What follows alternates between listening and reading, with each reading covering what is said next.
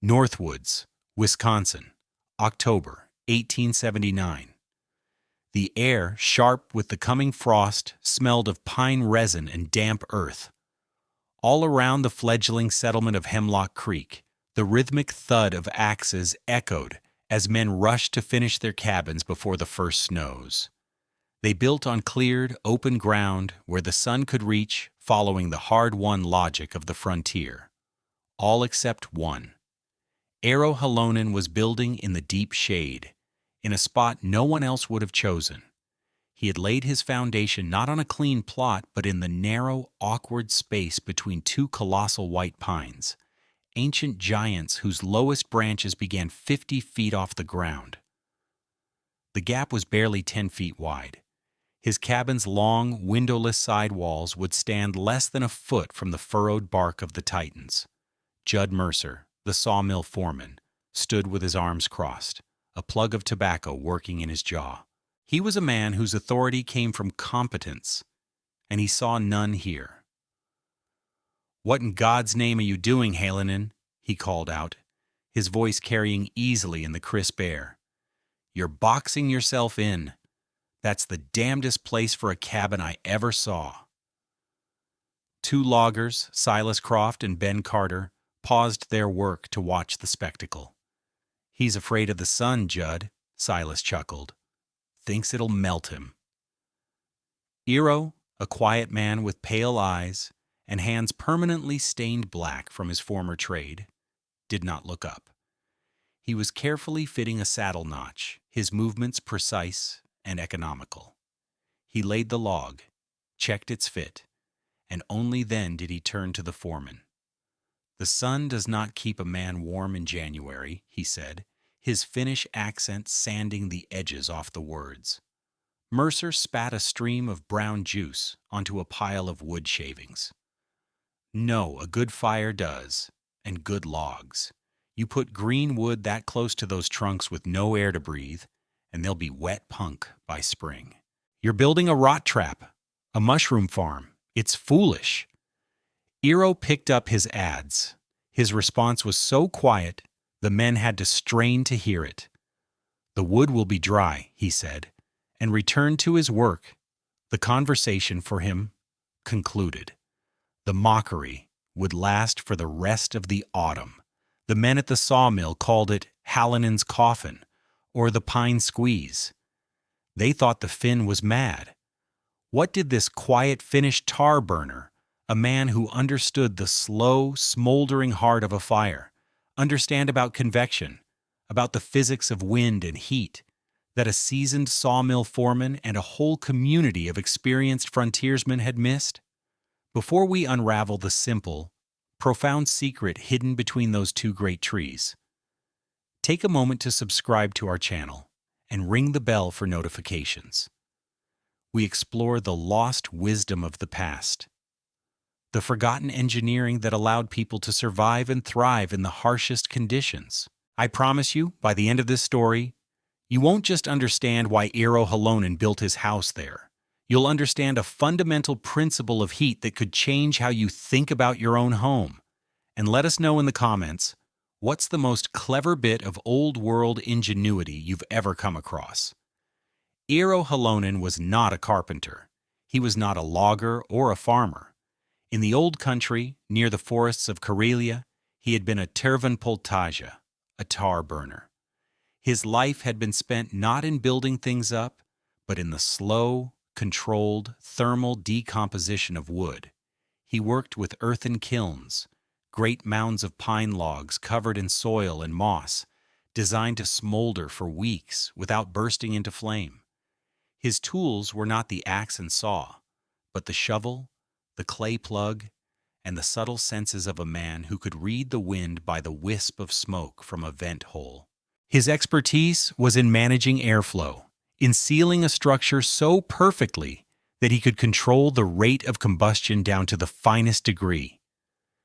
He understood that the greatest enemy of a steady fire was an uncontrolled draft. Wind was a thief, and his life's work had been to build fortresses against it. He had come to America with his wife, Ino, and their two small children, Maddie and Alina, seeking land and a future beyond the rigid confines of the old world. They arrived in Wisconsin the previous autumn, too late to build properly. They spent their first winter in a hastily constructed shack on the edge of the settlement, a typical frontier cabin, thrown up with more speed than care. And for the Halonen family, it was a season of relentless, penetrating cold. That winter was a lesson taught in misery. Eero was a skilled man, but his skills were not yet adapted to this new place. The wind, a constant malevolent presence sweeping off the vast frozen expanse of Lake Superior, was unlike the sheltered forest winds of his homeland. It was a physical force, a relentless pressure that found every single gap in their walls. The moss and daubing they'd used, frozen before it could set properly, cracked and fell away. The wind cut through the chinks not as a draft, but as a blade. Inside the cabin, life became a losing battle against the laws of thermodynamics. Aino would hang blankets over the walls, but the wind would make them sway and ripple, a constant ghostly motion. The sparks that danced up from the fire in the hearth didn't die gracefully into embers. They were snuffed out, their heat stolen and hurled away into the gale. The most heartbreaking proof was the simplest. Aino would pour a cup of coffee from the pot kept simmering on the stove, and by the time she carried it to the small table, its steam was gone. By dusk, it was cool. They huddled together at night, sleeping in their coats under a mountain of quilts, listening to the ceaseless howl of the wind as it tried to tear the warmth from their bodies. Eero knew he had failed them. He would not fail them again. The problem wasn't the cold itself. The other settlers faced the same temperatures.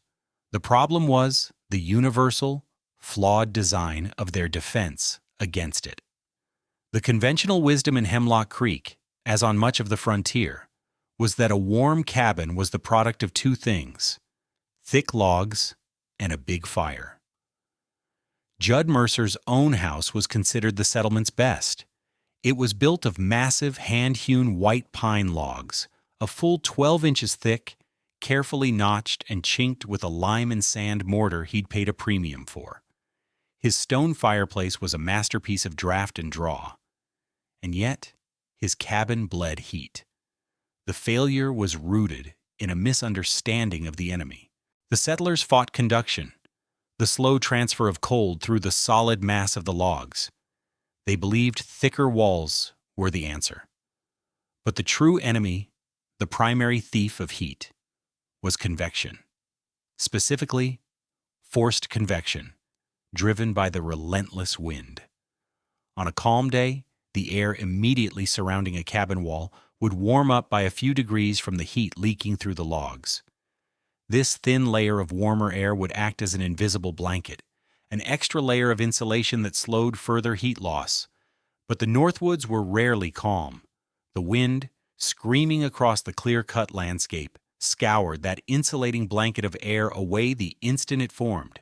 It was like an army of tiny, invisible hands, grabbing BTUs of heat from the surface of the logs and flinging them into the atmosphere. A log wall that might lose 1,000 BTUs per hour in still air could lose 20,000 in a 40-mile-per-hour gale. The result was a constant, massive energy drain. Inside the cabins, this manifested as a permanent chill. A man could stand 3 feet from a roaring fire, his face flushed with heat, while his back felt a draft cold enough to raise the hair on his arms. Candles placed on a mantelpiece would flicker and gutter, their flames bent sideways by the currents of cold air pouring down the walls and across the floor. Families like the O'Malleys, with 4 young children, spent their days in a frantic cycle of feeding their stove. Their woodpile, which looked mountainous in October, seemed to shrink visibly with each passing week. They were, in effect, trying to heat the entire state of Wisconsin.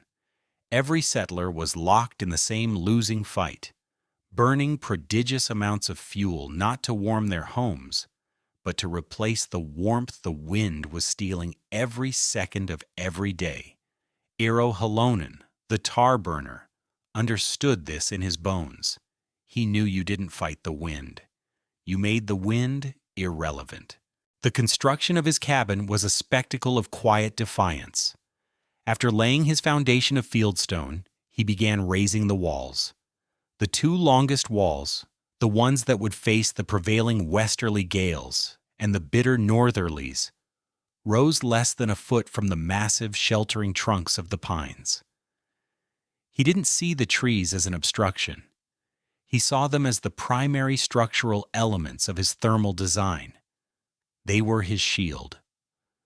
Judd Mercer made it a point to inspect the work daily, shaking his head. You'll never be able to re-chink those walls, Halonen. When the daubing falls out, and it will, you'll have a permanent gap you can't reach. Eero paused, sighting down a log. It will not fall out. This quiet certainty infuriated Mercer more than any argument. It was the confidence of a fool. When Eero came to the sawmill to purchase finished planks for his floor and roof, Mercer gave him a hard look. I can't sell you my best seasoned pine, Eero. It'd be a waste. Putting dry, expensive planks into a house that's guaranteed to be damp and rotten by May? It ain't right. I'll sell you the green stuff for half price. It's good enough for your mushroom farm. It was a public rebuke, a financial penalty for his foolishness. Eero accepted without a word, paid the lower price, and hauled the heavier, moisture-laden green planks back to his site. He knew the green wood would shrink and leave gaps, but that was a problem for later, a problem inside the house. The main problem, the wind, was being solved outside. Once the walls were up and the roof was on, he began the most crucial phase. From the front and back corners of the cabin, he built two short fence-like walls of logs. They were baffles. They extended from the cabin corners to just past the massive trunks of the pines, overlapping them by a few feet. The effect was to create a three-sided semi-enclosed space around the cabin's longest walls. The two pines formed the outer wall of this space. The cabin itself formed the inner wall. Then came the work only a tar burner would think to do. He spent a week, not on the cabin itself, but on the tiny gaps in his windbreak. The space between his log baffles and the curving, irregular bark of the pine trees was his primary focus. He didn't just stuff it with moss. He harvested sphagnum moss from a nearby bog, mixed it with clay and water to create a thick, pliable sealant, and painstakingly forced it into every conceivable crack and crevice. He worked it in with his fingers, smoothing it over, creating a continuous, airtight barrier. He was sealing his windbreak as carefully as he would have sealed an earthen kiln, ensuring that not the slightest whisper of a draft could penetrate the sanctum he was creating. When he was done, the air in the narrow channel between the cabin wall and the great trees was trapped. It was now a pocket of stillness, a man-made calm. To understand the genius of what Eero Halonen had built, you have to understand the physics of a simple log wall. Heat moves in three ways: conduction, convection, and radiation. For a cabin in a Wisconsin winter, the great killer is convection. Think of a single BTU, a British thermal unit, the amount of energy needed to raise 1 pound of water by 1 degree Fahrenheit. When you burn a log in your stove, you are releasing thousands of these BTUs into your home. Some of that heat warms the air inside. Some of it is absorbed by the walls. That heat then begins its journey to the outside through conduction, moving slowly from molecule to molecule through the solid wood. A 12-inch pine log has an R value, a measure of thermal resistance, of about 15. That's not great by modern standards, but it's substantial. In perfectly still, 0-degree air, the heat would creep through the log and emerge on the other side, where it would gently warm the layer of air molecules clinging to the outer bark. This thin layer of warmed air is a crucial, invisible shield. Because it's warmer than the surrounding air, it acts as a secondary layer of insulation, dramatically slowing down the rate of further heat loss from the wall. The cabin, in effect, wraps itself in a delicate blanket of its own warmth. Now, add wind. A 20-mile-per-hour wind, common during a northern winter, is a force of thermal violence. It is what physicists call a forced convection loop. As the wind blasts across the surface of the cabin, it rips away that fragile, insulating layer of warm air. The instant a molecule of air is warmed by the log, it is violently torn away and replaced by a molecule of bitter, sub-zero air. This new, cold molecule then sucks more heat from the log, is itself warmed, and is immediately ripped away. This process happens millions of times per second across every square inch of the windward walls. The wind acts as a relentless heat siphon, draining the thermal energy from the cabin at a catastrophic rate. The R value of the logs becomes almost irrelevant because the surface temperature of the log is being held at the same temperature as the wind. Eero Halonen's design was a direct counterattack against this single, devastating phenomenon. The two massive pine trees and his sealed log baffles were not insulation. They were a convection shield. They didn't stop the wind. They stopped the wind from touching his house. Inside that 10 by 40 foot channel he had created, the air was still. It could be 10 below zero, with a gale blowing hard enough to scour paint from a barn door. But inside Eero's pocket of calm, the air would stratify. The air against the cabin wall would warm up, form its insulating blanket, and stay there. The wind howled and raged just 2 feet away on the other side of the pine trunks, but it was rendered impotent. Eero had built a house inside a bubble of silence, defeating the enemy, not by fighting it, but by making himself invisible to it. That December, the winter came for them. It arrived not as a gentle snow, but as a physical assault, a lake gale that roared down from Canada and laid siege to Hemlock Creek for 11 straight days. The temperature plunged to 10 below zero and stayed there, while the wind, a steady 40 miles per hour with gusts to 60, piled the snow into monstrous drifts and drove a chill so profound it felt like it could crack bone. For the settlers in their conventional cabins, it was a state of emergency. Life shrank to the few feet of space around the stove. In Judd Mercer's fine, sturdy house, his wife hung blankets to create a small room within a room for their children to sleep in. Yet still they woke with frost on their eyebrows. The windows were opaque with an inch of thick, fern-like ice. Mercer himself was constantly tending the fire, a huge, hungry blaze of seasoned oak that devoured cordwood at an astonishing rate. Despite the inferno in the hearth, the far corners of the room were so cold that a bucket of water left there overnight froze solid. The wind shrieked at the walls, and the entire structure groaned under the assault, the logs contracting with sharp cracks in the intense cold. The O'Malley family was faring worse. Their woodpile, already low, was disappearing. They began to ration, keeping the fire just high enough to prevent pipes from freezing. The family huddled together in a single mass of blankets. The smoke from the green wood they were forced to burn filled their small cabin, and the children coughed through the night. It was a picture of grim, miserable survival, repeated in nearly every home in the settlement. But in the cabin squeezed between the two pines, another reality was unfolding. The gale howled in the tops of the great trees, a sound like a distant ocean, but at the base of the cabin, there was only a profound stillness. Eero had gone out that first morning to check his seals. In the narrow space between his wall and the pine, a fine, undisturbed powder of snow lay on the ground, a perfect testament to the utter lack of wind. Inside, there was not survival, but life. Aino was at the table, kneading dough for bread. The air was warm and smelled of yeast and wood smoke. The cabin's single room was evenly heated, the corners comfortable, the floor free of drafts. The children, Maddie and Alina, were not bundled in coats. They sat on a bearskin rug, drawing on a slate with a piece of charcoal. The fire in the small cast-iron stove was not roaring. It was banked low, a bed of deep, glowing red coals radiating a steady, sufficient heat. They were burning half the wood of any other family, and they were twice as warm. The proof was in the coals. At night, Eero would bank the stove with a single large log.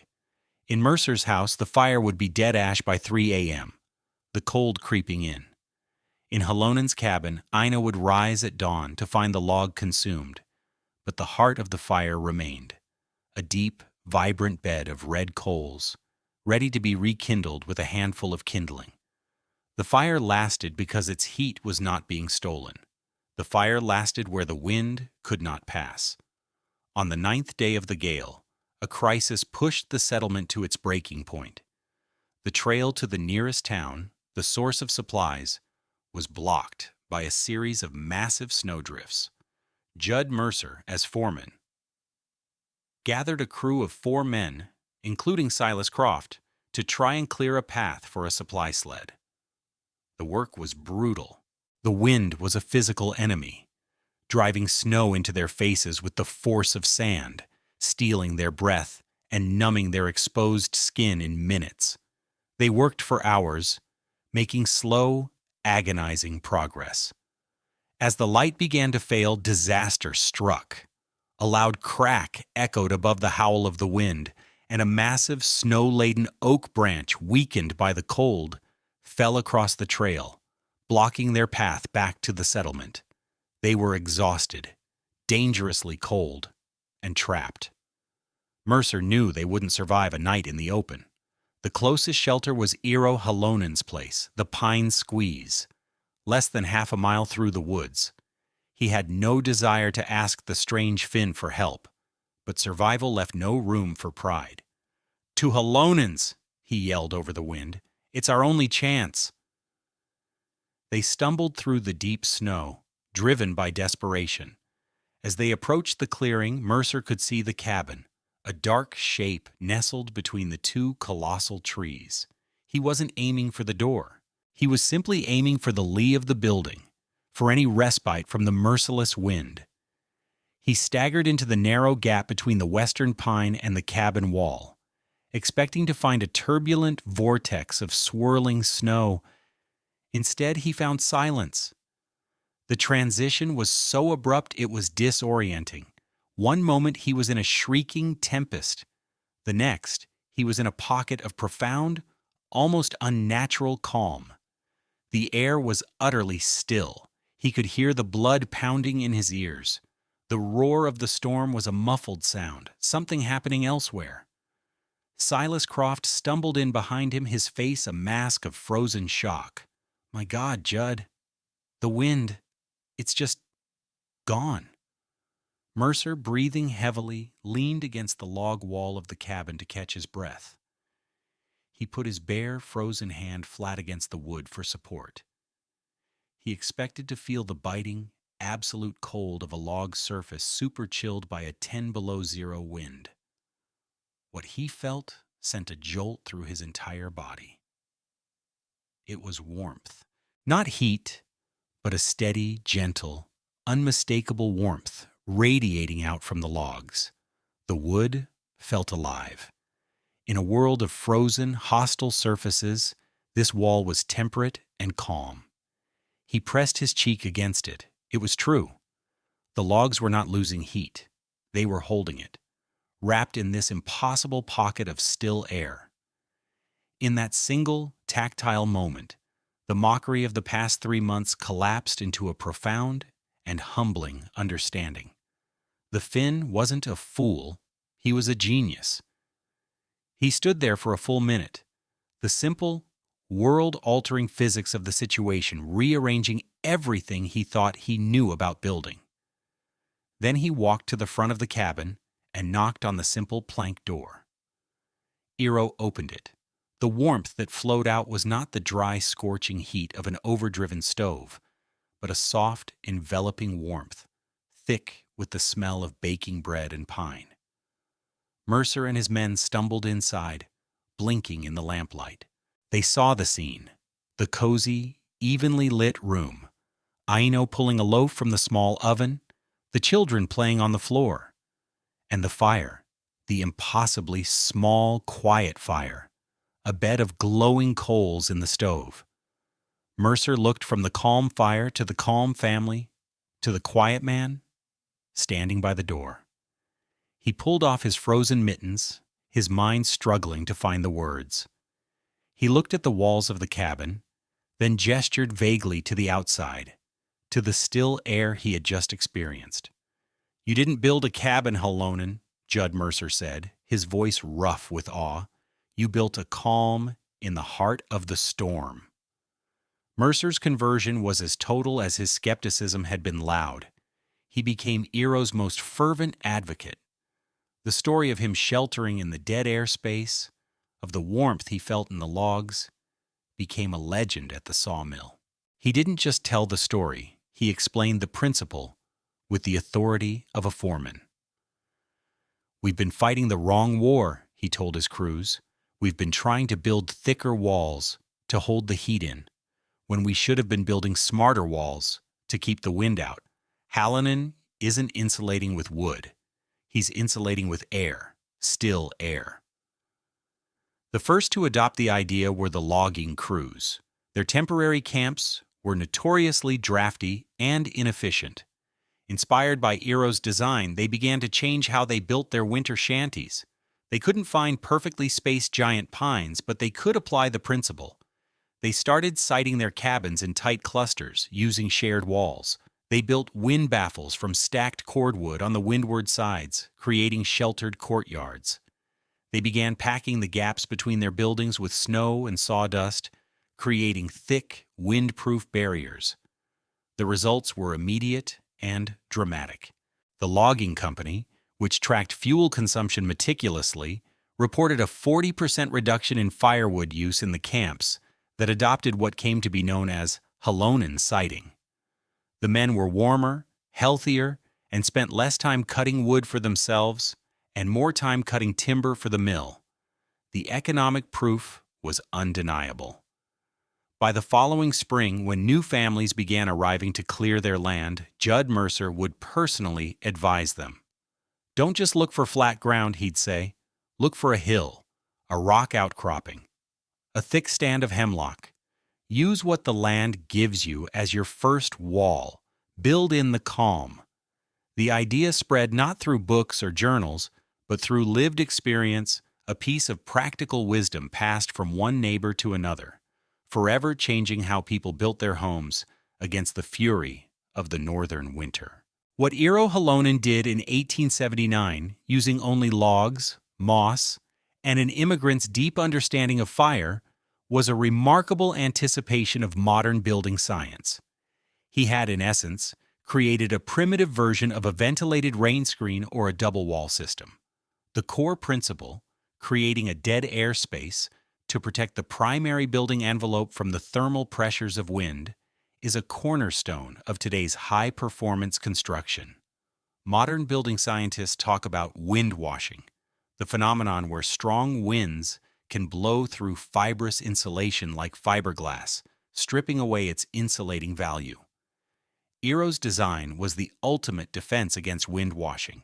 He also demonstrated the paramount importance of air sealing.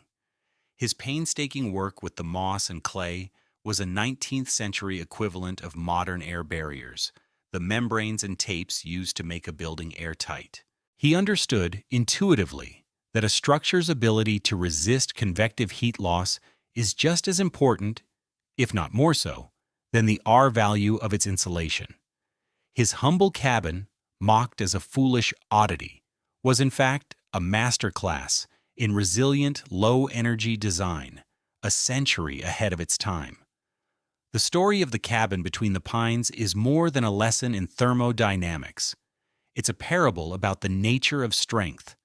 The frontier myth often celebrates the man who conquers the wilderness, the one who chops the most wood, who endures the most hardship through sheer force of will. Judd Mercer, with his big fire and thick walls, embodied that ideal. He was fighting the winter head-on. But Eero Halonen represented a different, quieter kind of wisdom. His strength was not in opposition, but in observation. He did not seek to overpower the wind. He sought to understand it. He saw the world not as a set of obstacles to be overcome, but as a system of forces to be navigated. He knew from his years spent coaxing fire from smoldering logs that the most powerful solutions are often the most subtle. He didn't build a fortress to withstand the storm. He built a shelter so quiet, the storm never even knew it was there. The enduring lesson of the Northwoods is written in the simple physics of his cabin. Life, family, and warmth do not last where the fight is loudest. Fire lasts where wind cannot pass. Thank you for joining us on this journey into the past. If you found this story of ingenuity and survival as fascinating as we did, please consider liking this video and subscribing to our channel for more tales of forgotten wisdom. Your support allows us to continue unearthing these incredible histories. What other examples of invisible engineering can you think of, where the most important work is done by stopping a force rather than creating one? Share your thoughts in the comments below. The content of this video is for educational and storytelling purposes.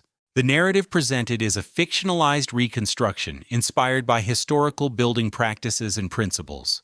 Names, characters, and specific events have been created for dramatic purposes. The technical principles of heat transfer discussed are based on established physics, but their historical application as depicted is an interpretation. Any attempt to replicate historical building techniques for modern use should be done in consultation with qualified architects and engineers, and in compliance with all current building codes, safety standards, and regulations.